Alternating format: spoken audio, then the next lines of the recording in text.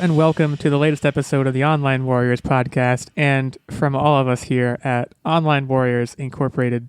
Are we incorporated? First of all, before I say incorporated, Nerdbomber, our business liaison, are we incorporated? We are definitely not incorporated. I feel like there's a lot of paperwork around an incorporation or a corporation. Taxes. I don't know. I don't even know what. Adult. Yeah, I don't know. It's adult things. I don't know. There's LLCs. And, well, anyways, from all of us here at Online Warriors, not incorporated, happy Thanksgiving to you and yours. Thanksgiving's going to look a little different for a lot of people this year, myself included, Nerdbomber and Techtic included. We wish everyone a safe and enjoyable Turkey Day.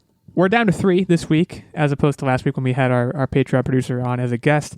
But we're back to just the 3 amigos, 3 musketeers, the 3 podcast hosts, Illeagle 86, myself, joined by Nerdbomber and Techtic, as always. Techtic, you have not said anything yet, so I'll give you a chance to get a word in edgewise here. Heyo. That's all I got. It's a pretty good word, and you definitely got it in edgewise. So we are here rounding out November, and we have some exciting news topics today, one of which, a little bit Christmassy. There's a big movie coming out on December 25th, and you're going to be able to watch it at home on HBOMax. We're, of course, talking about Wonder Woman 1984. We'll get to that in a little bit. But we also have to talk about this exciting new announcement from IOI Games called Project 007, and you probably know what mega million-dollar franchise that's related to. No spoilers. No spoilers, my mistake. And then we're going to be talking about Comcast. We're going to really bring you down there with that last one. And in fact, we'll start with that one because no one likes to talk about Comcast because, frankly, Comcast is a terrible company, and this headline reflects that. So let's get the bad out of the way. Let's purge the negative emotions from this week of Thanksgiving. Let's slay the demons, and let's talk about Comcast. So before we get into the news, if I understand correctly, which I like to think I do, I am the only of the 3 hosts here who has ever had the enormous pleasure of having my internet provided to me by Comcast. Is that correct, Techtic, Nerdbomber? Yeah, thankfully, we have never had to deal with Comcast. I've heard very bad things about it. Some of it, a lot of it from you. I've heard very bad service issues with Comcast, but we've been awful. Lucky. Lately, we've had Verizon Fios, which has been amazing. I mean, as much as an internet service provider can be, they all kind of suck. But we've also had Spectrum, which was bad and probably on the same level as Comcast. Maybe not as bad, though. I've heard some bad things about Spectrum. I will say, too, I have escaped the Comcast hell. I'm out. I'm now on AT&T, which is fine. I don't have any real complaints about that, but frankly, my girlfriend deals with that. So a lesson to everyone out there, get your girlfriend to deal with your internet and you'll be fine with your internet provider. There might be secret hellscape associated with AT&T that I don't know about, but Comcast was the worst, and that was when I was living by myself, and they would charge you an arm and a leg for various, if you had to get a new remote, or when you got their box, they'd give you the wrong modem, and then you'd go and try to get it to work, and they would say, oh, well, we gave you the wrong modem, you have to go back, and trying to cancel the service is like trying to kill your firstborn child, meaning it's hard. Killing your firstborn child shouldn't be easy, certainly. But the latest news from Comcast, they are about to impose a home internet data cap in more than a dozen U.S. states starting next year. Technically starting in January and February, but they're trying to essentially wean customers off of larger data usage and get them down into this cap. Now, I'm going to walk through some of the details here. First of all, this only applies if you're not on an unlimited plan. And I didn't even know that internet had limits before reading this article, so I don't know, take from that what you will. The limit is 1.2 terabytes of data in a month. And apparently, first of all, this is already in effect for customers in other parts of the country, but this is adding, I think, 12 states or something, some large numbers, so it's big news. Listen to these states now.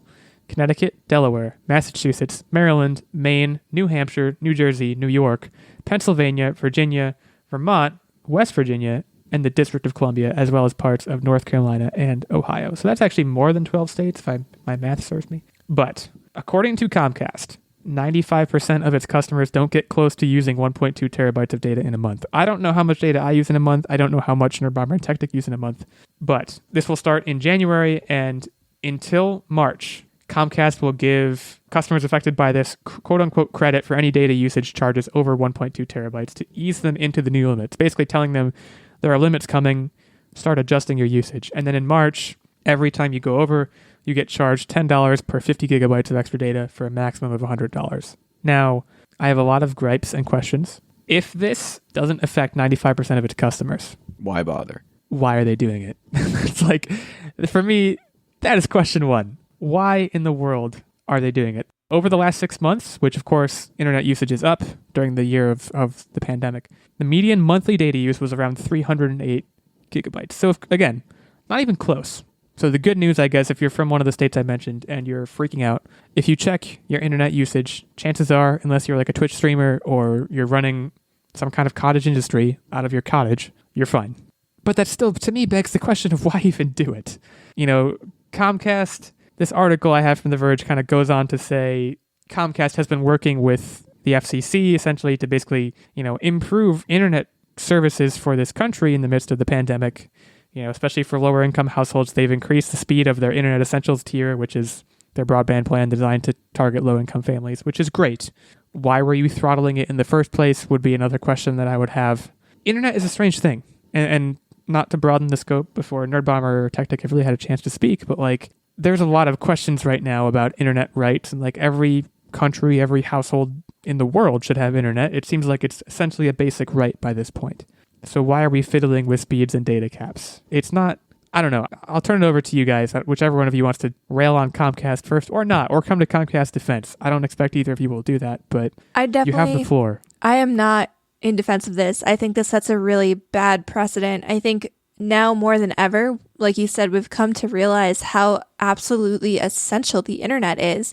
I mean, when you think about all of the people working from home right now, all of the schools, I think that's probably one of the biggest ones, is that one of the biggest issues that people have had with the whole remote schooling issue in the surge of the pandemic, and not to always make this center around the pandemic, but this is a very real and pertinent issue. And I have, family members who have kids in school, and I could not imagine what it would be like if they did not have access to good internet, or if, God forbid, the data cap for whatever reason prevented their kid from getting online. I mean, I understand that it's a pretty large and gracious cap, but there should be no cap, period. I mean, it's something that I understand with wireless networks, because the more data you use, obviously there's only so much bandwidth to go around in the wireless systems at the moment. And I get that, but the internet's pretty well established, landlines and stuff like that are pretty well established at this point. And I think we should be looking for ways to eliminate data caps and speeding up internet rather than putting a cap, because, okay, it might not be an issue now, but essentially what I think this is them setting the groundwork. Because, I mean, if you look at people, like you said, specifically Twitch streamers, how much data you're using, how much you're downloading, how much you're putting out there in the world. I mean, it's not just video games anymore. I mean, you see whole TV shows and podcasts and stuff like that, all video, and that's large amounts of data that they're putting out there and transferring either to work networks or to the broader scope of the internet. And that's only going to increase even after this pandemic is over. I think we're already trending towards an all digital revolution. I mean, there's so many people cutting cables when it comes to even television. Everybody's streaming stuff. Everybody is reliant on the internet to share information and communicate and do jobs. And I mean, even security systems, data systems at the national level that our governments use. I mean, internet at this point, and I feel like that maybe this is slightly bordering on political, but internet should just be available. It's a utility at this point. It's a necessity, and putting caps on internet is just ridiculous. And I understand people are going to be like, oh, well, then you just pay the overage fee. But it's just that we're going in the wrong direction here. We're only going to use more data as life progresses.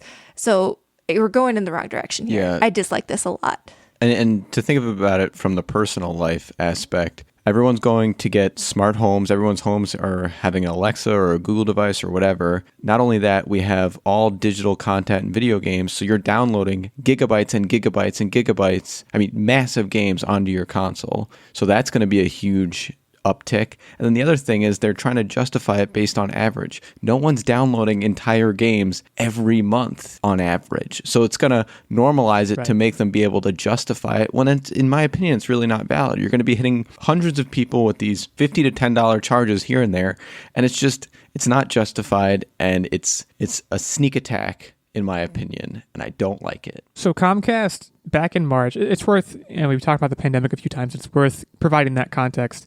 First of all, there were concerns about the internet infrastructure in the beginning of all of this. Obviously people are using their residential internet, setups much more than they ever have. And if you're curious, I would implore you, if you haven't experienced it recently, if you guys experience this, you're at home, like on a work day or even on a weekend, and your internet goes out, and especially in 2020, you're like, what do I do? Like, it's sad. It is sad. I'll admit, like, I literally have a moment of like, now what? Yeah, I literally cut my internet by accident.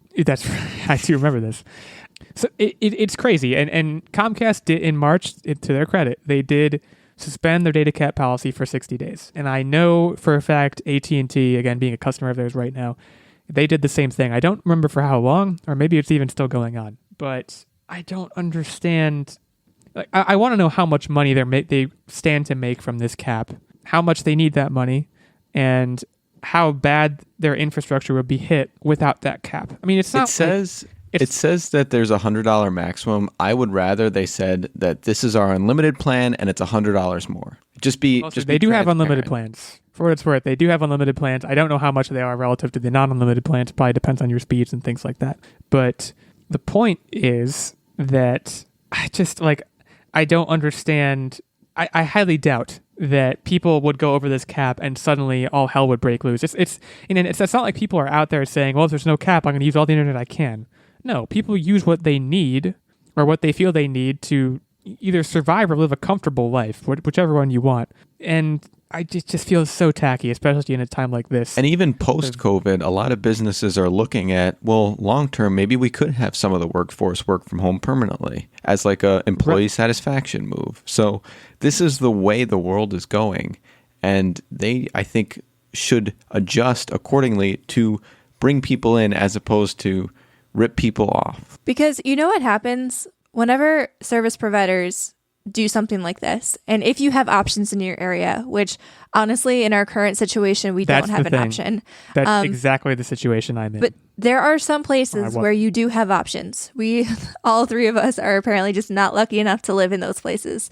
I'm actually very thankful that we got saddled with FiOS over some of the other options that we've had in the past. And honestly, like, I would be that person that'd be like, okay, well, I'm just going to leave then. I'm going to bounce. I'll go to this other service provider and check you later. Bye. You're touching on a huge issue. I mean, I don't want to call it monopolization, but like in the town that I'm in, there's basically two halves to the town. One half is Comcast and one half is AT&T. And guess where I moved. That's why I moved off of Comcast. I moved. But if I were to stay in the apartment that I was in, I'm stuck with Comcast. That's who I have. And like, it's predatory monopolization. You don't have other options a lot of the time. I don't think our situations are particularly uncommon where we have what we have and that's it. And that's the problem. And it's funny. Nerdbomber and I, and all three of us, had a conversation a few weeks back. I got a new iPhone. And I was talking about how even in wireless, using Verizon as an example, because I'm a Verizon customer, they don't care about loyalty. You can't dangle that in front of them anymore. At least it doesn't seem that way because I tried to. They had no deals on the new iPhones. And I said, hey, if I switch to AT&T and sign up as a new customer, they'll basically give me a new iPhone for free. And Verizon basically said, okay, goodbye. Now, they called my bluff. I was never going to change. But That's not the point. The point is there's three big companies. It's talking about wireless and about cable. Most of the time, there's a maximum of three big companies you have to choose from.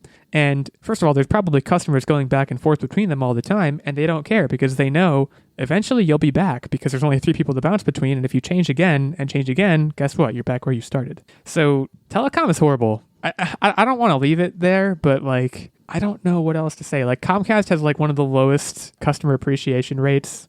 It might be like the lowest customer appreciation rate in like all of business. I think it did last year. And like, there's no sign of that changing, and they don't care and they don't have to care. They're still going to get everybody's money. Everyone needs internet. So I don't know. It's weird because like we've lived through the birth and the growth of a brand new utility. And it's very strange because like we're basically watching people try to grapple with this, how to handle basically the growing use of this utility. Because at this point, like I said before, internet is a utility, or it should be considered one. And it makes you kind of think like when electricity first became huge and widely adopted, like how did electricity get to where it is now? I feel like there's probably some interesting history around that I might go look up after this episode. I mean, electricity is not a right either, though. Yeah, I guess that's fair, but it's be. still a utility, and there's like, and it's closer to one than internet is. I would say. But you raise a fair point, Techtic. It's not a right. It's a basic utility, but still, a lot of areas of certain countries, just don't have it. In any case, we're going to move on. Like I said, we're going to exercise the demons early this week, get to the fun stuff. But if you're a Comcaster, first of all, I'm so sorry. Second of all, hit us up on Twitter. Talk to us about your experience. I'll be able to commiserate at the very least. At WW86, we have at OW Techtic, at OW Nerdbomber, and our main show account at Online Warriors 1. Ready to chat with you about all things Comcast, all things nerd, all things 007, although I should kind of stick a pin in that because I'm not like the biggest James Bond fan. I don't know if either of you guys are.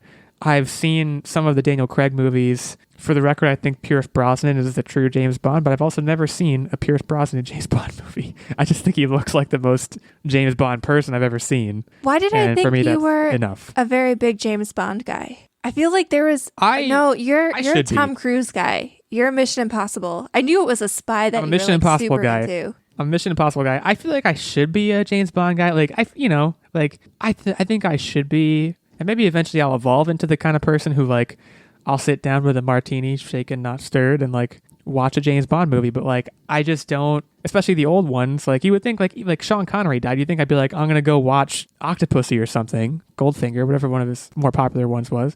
But I didn't because, like, they're very campy to me. And also, and I'm about to anger a lot of James Bond fans, but I don't really care. They are the most, like, chauvinistic things. Like, if you ever watch a James Bond movie, if you've never watched one and you go to watch one, be prepared for, like, the most horrible treatment of women in the universe. I don't want to get, like, political or anything, but, like, James Bond is literally, like, have sex with me right now, and the woman's like, I can't, and he's like, well, we'll see.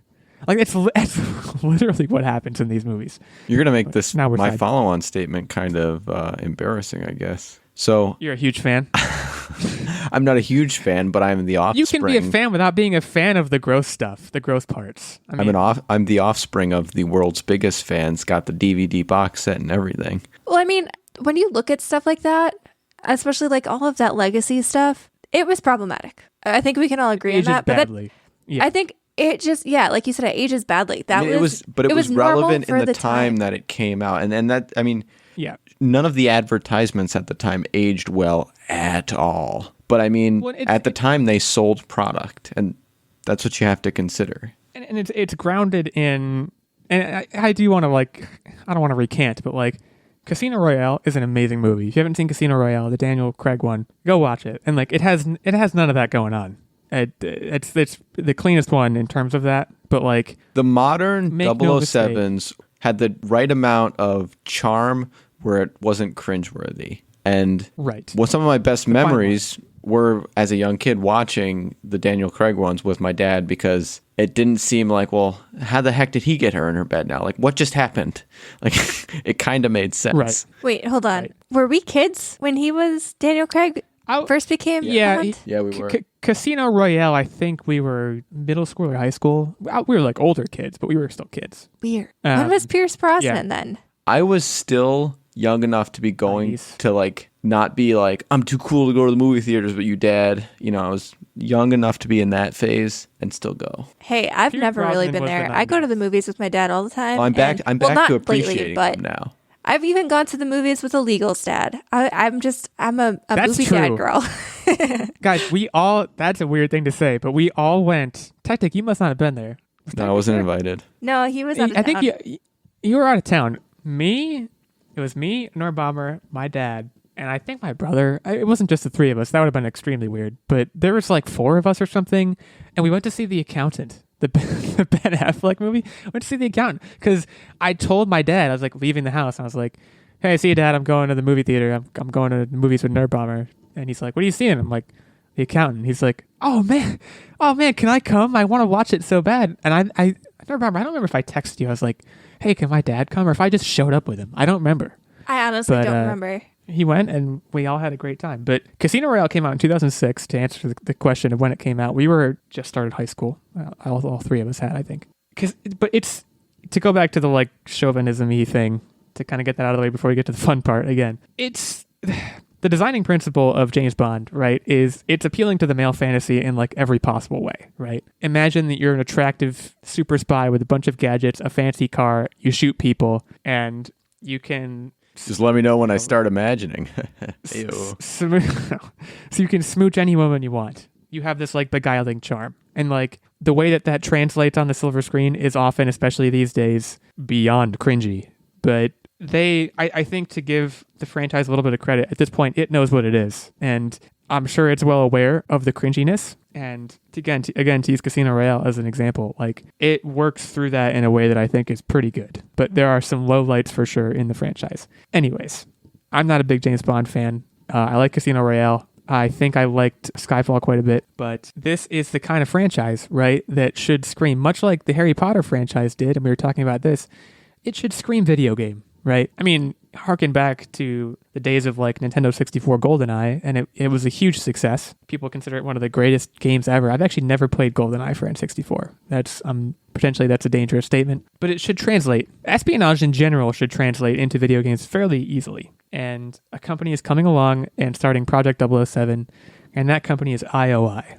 And if you don't know IOI, their big shtick is the Hitman franchise. Now, Nerdbomber, Techtic, Hitman experience, if any, I have 0. So I never really got into the Hitman games, but I had both GoldenEye and GoldenEye Reload for various consoles. And based on what I've seen on the Hitman experience, there is definitely room for improvement. While fantastic games, room for improvement. Improvement on GoldenEye or Hitman? GoldenEye. Okay. I was going to say, so we have Hitman, if you ever want to play a Techtic. And I never really got too in the weeds, but I have dabbled in it. And I mean, it's a pretty solid experience. It's everything. I played a demo once. It's like everything you want out of a Hitman-y type game. You know what I mean? And I think that kind of genre and that kind of experience from IO is a pretty good fit here. Like, essentially, not that Hitman could be like completely reskinned, but I think a lot of the same foundation is there. Well, that's just it. That's why I said there's room for improvement. Because in GoldenEye, it was basically when you entered the room, you started almost instantly getting shot on. So there wasn't really that blasting spy, stealthiness attribute in that game. And so now to be able to combine it with what they do in Hitman, I think they're going to take all of the good aspects that we know and love from the previous games and put a twist where you can actually be a super slick, charming spy. And I'm here for it. Right. Well, I think they, but given what they do, they probably have a pretty good grip on what the gameplay mechanics themselves should look like. And then they're basically just getting a huge IP boon in, you have James Bond, you have all of the trappings of MI6. I mean, what I'm imagining is you do missions and you get upgrades to your gear. You do the first mission, you get a spy watch. You do mission number 2, you get a spy pen. You do mission number 3, you get an Aston Martin. And you drive it around. It's going to be stuff like that. And I don't know how multiplayer would work necessarily. Probably to be running around shooting people, but I don't know Hitman does multiplayer either, if it even does. I'm certainly on board. It certainly seems like something that seems bankable as all get out. So potentially a match made in heaven. But Nerdbomber, it sounded like you were going to add something. Well, I think kind of building off the GoldenEye thing, like Techtic said, it was a lot of gunning and gunplay. And with James Bond, part of the best parts of those movies is when he is able to be a spy and be wily and creative, you know what I mean? And not have a game on rails. And I think the Hitman formula, if adapted properly, would make it a really, really fun James Bond experience. And I'm really excited because James Bond, GoldenEye was so long ago, it feels like, and nothing has been done with that IP in the video game realm in so long. Which is nuts. Yeah. It's nuts. And especially going into next gen, there's so many things that you can do, and especially with the capabilities of the DualSense controller potentially, there's so many cool things that you can do, and I'm really kind of excited for this. I think it would be a great start. I could see this turning into a franchise similar to what we saw with Spider-Man. There have been Spider-Man games in the past, but with Insomniac's latest version of it, it feels like a solid ground and a solid footing for a long-standing franchise. And I feel like if IO Interactive does a really good job here, I think this could be the James Bond experience franchise for video games moving forward. And I really hope for a Q gadget wheel. Like, absolutely. Well, there's like, it's going to be interesting because I don't know if Hitman, like, to me, when I think of James Bond, I think of the gadgets and stuff, of course, but there's the swapness, there's the slickness, but then, like, especially in the Daniel Craig rendition, which they have made changes with it. You know, I remember the first scene of Casino Royale where he's just shooting people. He's kind of off the rails, James Bond. That's like his story arc is he's totally off the rails. He's just punching people. He's blowing buildings up. He's doing whatever he wants to get the job done. You know, doesn't care if there's collateral damage. I am wondering, you know, with that comes a lot of set pieces. And I don't know if Hitman really has set pieces. I don't know if it's known for set pieces in the way that, say, an Uncharted is known for set pieces, or like any more cinematic, even Call of Duty, like has some really great cinematic set pieces. And I think that's the thing this is going to need if it wants to fly. I mean, yeah, I don't disagree with you there. I mean, some of the most notorious James Bond movies had like these dramatic boat chases and things like that. So you absolutely have to have scenery. And I think it'd be interesting to see what the studio does and if they can step up to the plate to deliver. You know what I kind of hope this game is like? And I don't know if you guys played it, potentially, but Illeagle, I think you are the one who gave me this game. Alpha Protocol. Like, Alpha Protocol. So I think I played the demo for this game. Yeah. So Alpha Protocol, I remember, was a big deal at the time because, again, it was espionage outside of, I guess, Hitman to an extent is like, it's a very untapped genre in general. It must be hard to do in some way but that's what Alpha Protocol was going for. And that's like I played a game for Xbox 360, again, driven by a spy movie franchise. It was called The Bourne Conspiracy. And like, I love the Bourne franchise. It was very middling, this game. But it was still fun because you're a spy and you're driving, you're in car chases, you're punching people. Like, it seems like it should go off without a hitch. And I guess we'll see if that happens. But yeah, Alpha Protocol. Did I give you Alpha Protocol? I might have. You did. Been a Christmas gift. There was, and this is kind of a tangential thing, but there was one Christmas, I think, where you and I were like, okay, for Christmas gifts, because we were like poor college kids, like let's go into GameStop and we'll take like $20 and do any combination of used games, because I think the current gen had started. So like Xbox Ones and PS4s were out, but we were still playing on a 360. And I think we went in and we're like, let's see the different types of 360 games that we can get each other for $20. And I think we both walked away with like a stack of 4 or 5 games or something. Because at the time they were selling like 360 games, I think were $2 to $5. So we picked up like 4 or 5 games, and Alpha Protocol was in my stack. My shelf is within sight, so I can tell you got me Deus Ex. I think it might be Mankind Divide. I can't read the subtitle from here. You got me Brink and then Shadowrun. So I think those were the 3. But yeah, that was a really fun thing we did that year. We should do that again sometime. It was just like go into GameStop, $20, whatever you come out with. You know, it was a fun do that. Online Warriors, go do that for Christmas. That's exactly what I did with my friends on my 18th birthday. I fully support it. Do you think that would still be possible? Like, what do you think? Because I haven't gotten a used game in a bit from GameStop, because obviously the last 6 months, but also before that, I think I was just saving money and trying to play games that I already had. Plus I had Game Pass. Do you think it's possible to get like 4 games for $20 these days? Oh yeah, absolutely. Absolutely. Without a doubt. I mean, not on Switch, obviously, but PS4, you could do that without breaking a sweat, I would imagine. So then go do that, maybe people. We should try.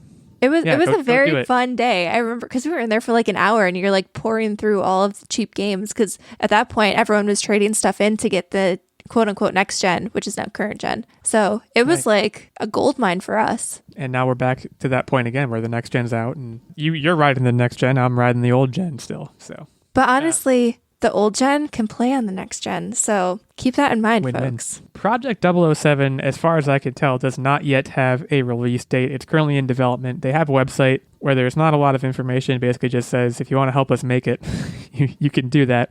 But we're developing it. They released a short teaser that basically shows the barrel of a gun and plays the iconic theme music. So this is coming, and hopefully soon. We will keep you updated on this, among other things. Right now, we're going to take our usual break, but before we do, we would be remiss if we did not shout out our fantastic Patreon producer, Mr. Ben checkness. Ben was here last week. You heard from him. We talked about a number of things. He gave us an audio quiz that I really whiffed on. I think I wound up tying Techtic, actually, but Nerdbomber took it home, so she's going to be hosting this week. As a Patreon subscriber, and specifically as a night subscriber, Ben gets access to the monthly secret segment and vlog and input into our weekly game segment, as well as this shout-out and the occasional guest spot, which he just had last week. So if you want to be like Ben, you can head over to patreon.com/onlinewarriorspodcast for the details on that. There are also 2 lower tiers of subscription, which gets you access, the second one gets you access to the monthly secret segment and vlog, and the third gets you access to the monthly secret segment. So again, patreon.com/onlinewarriorspodcast for the details on that. Thanks again to Ben, and we will be right back after a brief sponsorship message. Today's episode is brought to you by Naked Nutrition. Naked Nutrition provides you with pure protein powders and supplements to help you meet your nutrition and fitness goals. Naked Nutrition is completely transparent about their ingredients. That way you know exactly what is going into your body. No additives means your body gets more of what it needs, and I suggest checking out the powdered peanut butter. It's actually vegan and is delicious. Right now, you can get 10% off your first purchase at nakednutrition.com by using the code POD, that's POD. It's 10% off using the code POD for first-time customers. Take your nutrition to the next level with Naked Nutrition. Sounds delicious. Okay, welcome back. Thanks again to our sponsor for this episode. We are going to now move into our discussion of Wonder Woman 1984, which there's big news on this. You've probably heard this already. We're probably late on this one. Last week, it was announced that instead of pushing this movie back again, which was originally slated for release, I think back in June of this year, they have finally decided, okay, it's still going to release theatrically on Christmas Day, but it's also going to be released at the same time, same exact day, on HBOMax. So this is obviously big news, kind of piggybacking off of what Mulan did, but a little bit different. Mulan, there was an upcharge. There's no upcharge for Wonder Woman 1984. If you're an HBO Max subscriber, you have Wonder Woman 1984 available to you on Christmas Day. It's only going to be there for a month, but you can either watch it in the theater or you can watch it on HBO Max. I don't understand the economics of this. I feel like I had a decent grip on it with Mulan, but with this, I don't know. I don't even know how much HBO Max costs a month. I don't know if they're... And did HBO go to Patty Jenkins and say, hey, we want to finance your movie? I don't really know how that works. Do either of you guys... Not to put you on the spot, but economics-wise, the only thing I can think is that HBO Max has such a low subscriber base as it is, that they're hoping that this will cause people to sign up for a month and that they'll recoup their losses that way and potentially use it as a loss leader to get people in the door. Because that's literally the only thing I can think of. Up until I think just recently, within the last couple weeks, HBO Max was not even available on Roku's or Fire Sticks or anything like that. I think you could only get it. Week. Yeah. I think you could only get it if you were either streaming it from a computer to your television or have an HDMI cable plugged in, which who wants to go through that rigmarole, or consoles. So I wonder if honestly they just don't have a good install base and they're hoping that this is the thing that'll turn that tide. So they're willing to take a hit on the money they'll potentially make, also knowing that it is available in some theaters to get some money back as well. That's the only thing I can think of. The only reason we even have HBO Max is because apparently, and you may want to check if you guys had HBO as a cable subscriber, which we did, it was part of our package. And apparently that got us free HBO Max. So some cable providers are doing that. Yeah, my parents have HBO Max. They're also on Verizon Fios, so this all checks out. They have HBO, which means they have HBO Max, which means I have HBO Max because I steal it from them. Shout out to my mom and dad.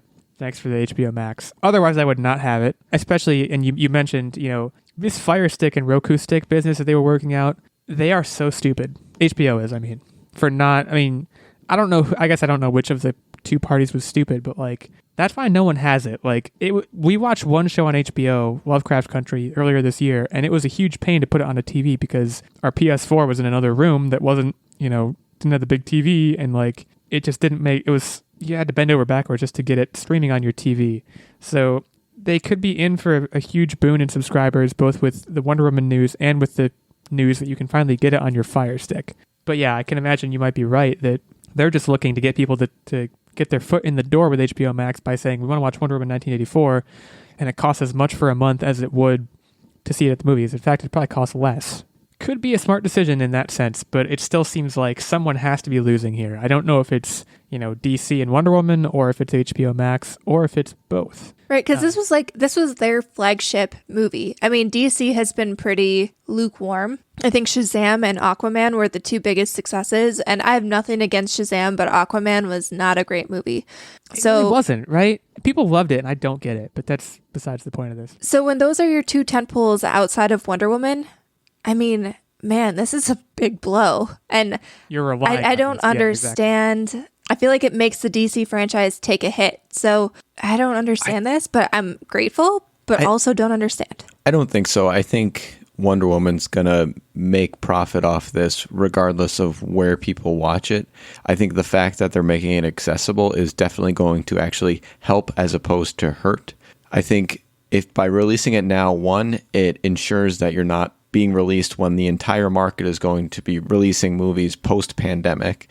So you have a highly anticipated movie, easily accessible, that doesn't really have a lot of competition out when it's going to be released. So you're going to guarantee a lot of viewership. So there's the win on the Wonder Woman side. And then on the HBO Max side, I 100% agree with you, Nerdbomber, that this is a move by them to get people to maybe subscribe for the month. And then, I hate to say it, but people typically once their foot's in the door, they just forget, and then it just rolls it over. It's the whole, I like to call it the gym phenomena. Once you sign up for that gym membership, you are hooked. This is what I'm currently doing with CBS All Access. Shout out to CBS All Access. I pay you $6 a month for essentially no reason at this point. But yeah, I mean, so there's the Christmas Day release date too, which we have to talk about, because the only thing it is competing with, not really much of a competition, but it's competing with Soul, which is Disney Plus's. It's a Pixar movie that's coming straight to Disney Plus. So there are questions here. First of all, you're nailing down the Christmas Day movie slot, which is probably pretty big. I mean, families are all together. You want family-friendly movies that you can watch with the kids and the parents can still enjoy. Both of those movies fit the bill perfectly. So, you figure HBO Max is going to get a pretty big slice of that pie. What I'm seeing a lot of is people calling for Disney Plus to do the same thing with Black Widow. Obviously there's parallels you can easily draw between one superhero franchise and another, and you can, fans can look to HBO Max and say, look what they're doing. Disney Plus, just do that. I didn't buy Mulan because I didn't want to buy it. I have Disney Plus. I'm desperate for content that's not The Mandalorian because, by the way, I'm desperate for content that's not The Mandalorian on Disney Plus. The Mandalorian's amazing, but it's like the number one most watched show there. Number one most watched thing, and it's like 5 times the views of the next closest thing. So Disney Plus is kind of starting to have a problem where they only have one thing that they're good for.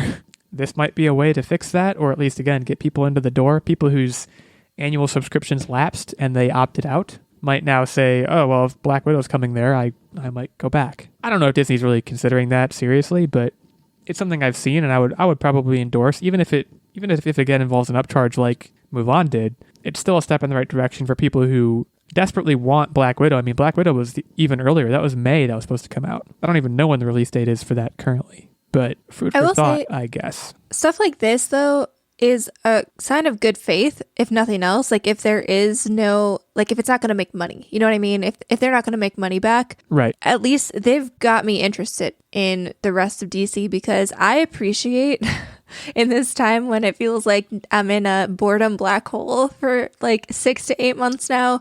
I appreciate new content in any form, which is why I've been hopping on any mediocre Netflix movie that comes my way. Yeah.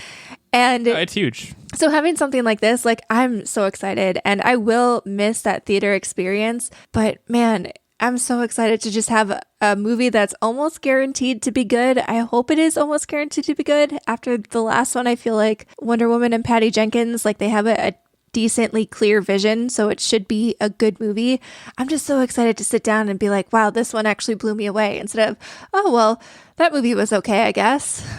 Let's have another beer. Like I feel like the chances are very good that this is very good. I'm going to be watching this for sure. There's no waffling here. It's not like Mulan for me. I'm not even sure if I'll watch Soul, but this for sure we'll be watching. So you mentioned mediocre Netflix. I don't know if that's going to be your update for the week, but we can transition to what are you up to Wednesday. Maybe one of you has quote unquote mediocre Netflix fare to run through with us, but ooh, I do. I guess I'll decide amongst yourselves who wants to start. So we watched a movie starring Jenny Slate called The Sunlit Night. And this is on Hulu, by the way, not Netflix, but close enough at this point. We watched it on a service.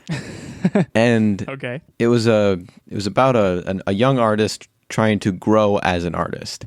And the movie itself, it seemed like it was trying to be its own statement piece. And I could see why it was successful in doing that and why some people might think it was a good movie. But for me, it was just one of those movies that you ever sit and watch a movie and after the movie you look at it and go, well, that happened. It wasn't good. It wasn't bad.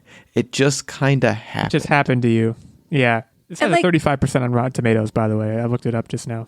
To be clear, like the cast, so we didn't check Rotten Tomatoes. Maybe that was our bad. But we watched the trailer and like it's got Jenny Slate, Zach Galifianakis, Gillian Anderson. Whatever. And so like we're like, okay, this could be pretty interesting. And the trailer makes it look like there was some like crazy Viking shit about to go down. Sorry for my language, just kind of slipped. It seems like there's going to be some crazy Viking stuff about to drop, and I don't want to spoil it, but temper your expectations if you're going in thinking that there's a lot of crazy Viking stuff. And like Techtic said, it just kind of happened. And we're like, oh, okay. It wasn't like terrible, but like, I want to go through the main characters' names here because I just looked this up on Google. Francis, Yasha, Haldor, and Olyana. That's something. Talking a big game, either in terms of Vikingness or artsiness, perhaps both, based on what you're saying. it seemed like they, and Techtic, I don't want to steal your thunder here, so maybe you can take this on. Thunder's been stolen. But it seemed like they went too hard on the artsy fartsiness. And like, that's good in doses, but more stuff needed to happen. Well, Techtic, anything to add or otherwise contribute to the what are you up to? Your thunder did get a little stolen, so I want to give you another chance here. I had one of those weeks where that's really all I remember doing. Hey, mine's gonna be pretty short too, so that's completely fine. For me, I'm gonna talk less about what I've been doing and more what I'm planning to do. It's one of those things. A couple of brief bullet points. Finished The Lord of the Rings, finally. The books, not the movies. So I'm moving into what I call the Yuletide reading phase of my year. I'm a collector of a few Christmassy books, and this year amongst the fair, of course, A Christmas Carol by Charles Dickens. I used to have a copy of Miracle on 34th Street. I've since lost it, so not that. The Nutcracker by Alexandre Dumas, and the novelization of A Christmas Story, which is actually based on a number of short stories published by Jean Shepherd, I don't know how to pronounce his name. Who was a humorist back in like the 70s. I'm reading that one right now. It's really fantastic. I would definitely recommend it. So there's a lot of Christmassy reading going on. We decorated for Christmas here, which I know it's early to do that, but I also know that Nerdbomber and Techtic also did that. Not to out you guys, but we're decorated earlier than we've ever been because, it's a pandemic and we're at home, so why not decorate? How's the tree holding up? The tree is good. For those at home, the tree that we have in our house, courtesy of Techtic and Nerdbomber, it's their cast-off tree, and we took it and loved it back to life. It needed to go to a loving home because it was too small when we moved. We do love it, and this year the highlight was we were setting it up, and my girlfriend said, "This is the first time we're setting up this tree," and I said, "No, it's not. We had it last year." And she said, "Really?" And I said, "Yeah." So it's a really memorable tree. That was a good story. You tell it at parties? Yeah, I tell it at parties. I'm going to tell it at parties. I mean, it just happened yesterday, so I will tell it at future parties. But we're decorated. On my horizon, I've been mentioning for the past few weeks that I need to get a new game in my life. Did you say horizon as a hint? Please say yes. I did not. Sorry, I didn't mean to do that. No, I'm actually going backwards, and granted, I guess horizon's also backwards. But I've been meaning to buy a used copy of Jedi Fallen Order, and this is another head fake because I didn't, but I was like, if I need a Star Wars video game fix, I have Battlefront II that I played like 1 hour of the story mission and then just put it down for some reason. I think I was like busy with finals or something. So I picked that up again. I downloaded it last night and I was playing through the arcade mode while it was downloading, but now it's fully installed, so I'm going to be getting some story action from that sometime during the week here. We'll update. I know that's kind of an older haunt, but that's what's coming up for me. So that's it for me. I'll turn it over to Nerdbomber to round us out here. So for me, I have had a very exciting gaming week. That's pretty much what I've been doing. And so I finished Spider-Man Miles Morales, 10 out of 10, A+ experience. I think when I finished it, I immediately sent a group chat to both of you saying that it was heckin' incredible.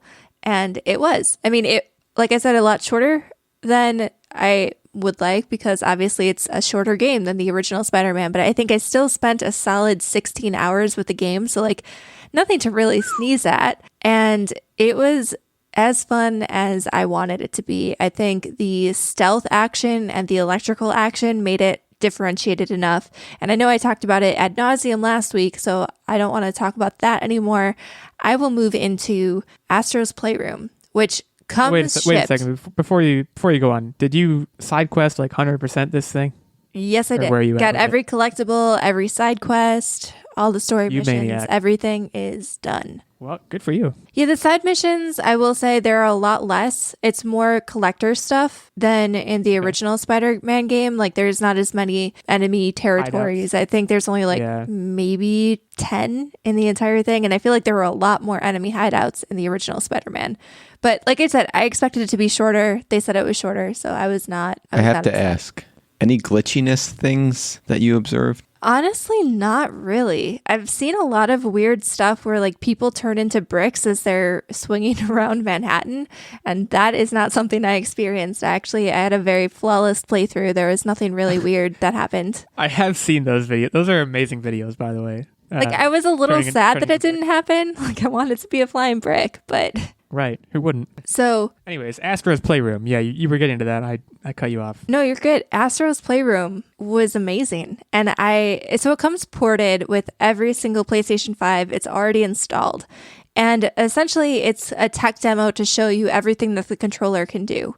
So I wasn't expecting a lot out of it. I thought it would maybe be like a couple hours of playtime and it would just be like a really rudimentary game.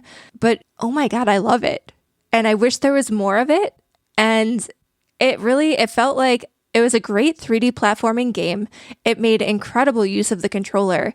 I mean, everything from using the gyro inside the controller or whatever is calculating the rotation to the adaptive triggers, which is incredible. I mean, you could kind of feel it in the Spider-Man game when you're swinging, but I mean, Astro's Playroom made an incredible use of the adaptive triggers using the touchpad. I mean, heck, even blowing into the microphone to get like a rubber ducky balloon to take you through a map. It was just a really, really, really fun game. Adorably cute. Like, I would say I would put it on a Nintendo type level in terms of cuteness and just overall playability. And the soundtrack was banging. It was great. I mean, I've literally been bopping around the house singing the Astro's Playroom theme song, I think, for the last like 2 days. And one of the things that I loved the best was that when you're playing through it, it actually pays homage to pretty much every Sony periphery or game that you can think of. So obviously, like, the game world is full of these little astrobots. It basically looks like the little main character, but throughout all of the different levels, they have little scenes where an astrobot is basically with a video camera taking a video of the scene that's playing out. And it's basically like a scene or a character from any one of the various Sony properties over the many, many years that Sony has been in business, in the video game business. So everything from Final Fantasy to, I think there was Metal Gear Solid, there was Aloy from Horizon Zero Dawn. I mean, there was Uncharted. All of these little scenes played out all throughout the entire game, paying homage to all of the great properties that Sony has been a part of. And that was just super cool. And you also had the opportunity to unlock basically 3D models of all of the different consoles through the ages, all of the different controllers, all of the different accessories, and then basically build a collection in the game so you could go back and see all of the different stuff you've collected. So just kind of taking a walk down memory lane was really awesome, paired with the super cuteness and just fun game mechanics, and the controller of this game was just 10 out of 10.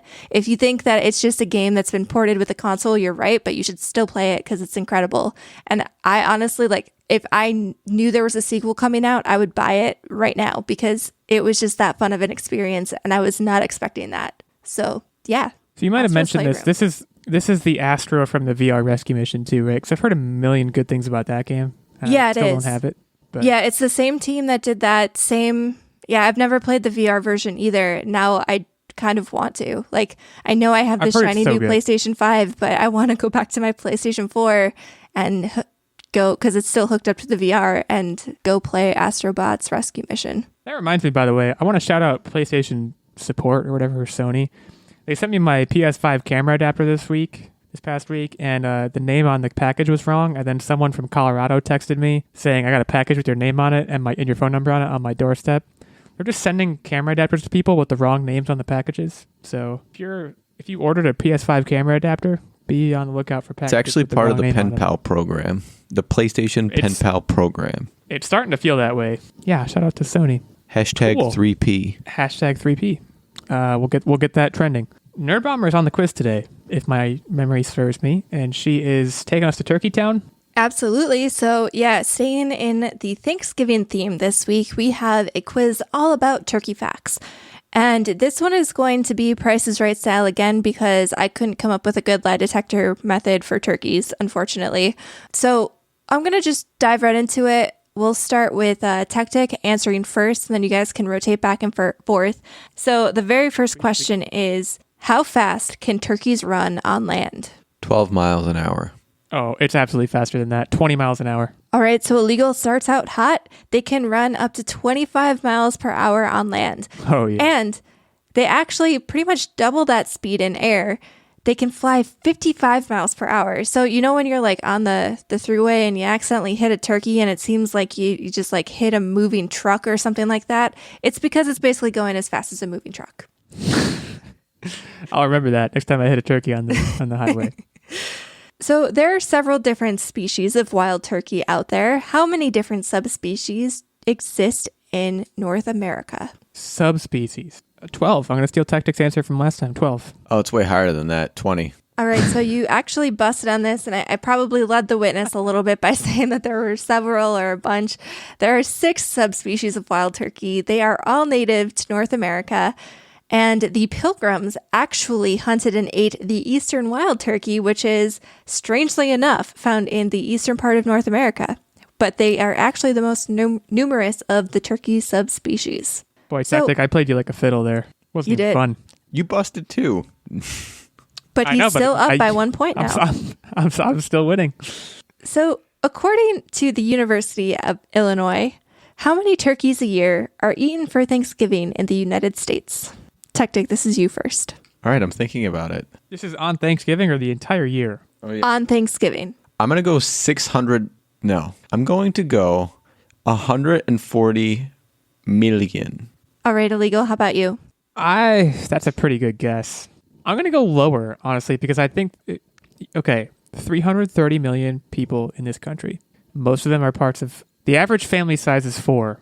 I'm just taking that to be a given, which puts us, I'm going to say 80 million. So you guys both busted again. It's 46 million turkeys.